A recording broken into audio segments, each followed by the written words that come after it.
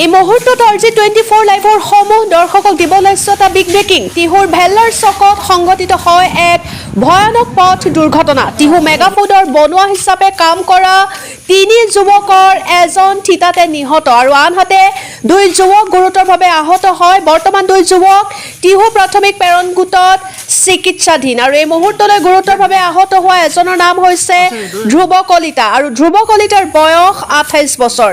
এই মুহূৰ্তলৈ মৃত যুৱকজনৰ পৰিচয় লাভ কৰা হোৱা নাই। আমি পুনৰবাৰ জনাইছো এই খবৰ টিহুৰ ভেল্লাৰ চকত সংঘটিত হয় এক ভয়ংকৰ পথ দুৰ্ঘটনা আৰু যি পথ দুৰ্ঘটনাত থিতাতে নিহত হয় এজন যুৱক আৰু আনহাতে আহত হয় 2জনকৈ যুৱক। গুৰুতৰভাৱে আহত হয় 2জনকৈ যুৱক আৰু আহত যুৱক 2জন বৰ্তমান টিহু প্ৰাথমিক প্ৰেৰণ গোটত চিকিৎসাধীন হৈ আছে আৰু এই মুহূৰ্তলৈ কিন্তু গুৰুতৰভাৱে আহত হোৱা এজনৰ নাম জানিব পৰা গৈছে আৰু গুৰুতৰভাৱে আহত হোৱা এজনৰ নাম হৈছে ধ্ৰুৱ কলিতা আৰু ধ্ৰুৱ কলিতাৰ বয়স হৈছে 28 বছৰ আৰু এই মুহূৰ্তলৈ মৃত যুৱকজনৰ পৰিচয় লাভ কৰা হোৱা নাই।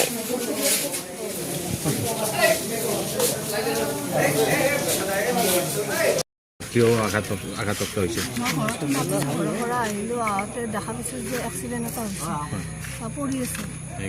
এজন কি যাতে নিহত হোৱা বুলি কৈছে, তেওঁক কিবা চিনি পায় নেকি? কিন্তু আপোনাৰ ভাতৃ ক'ত কাম কৰিছিল?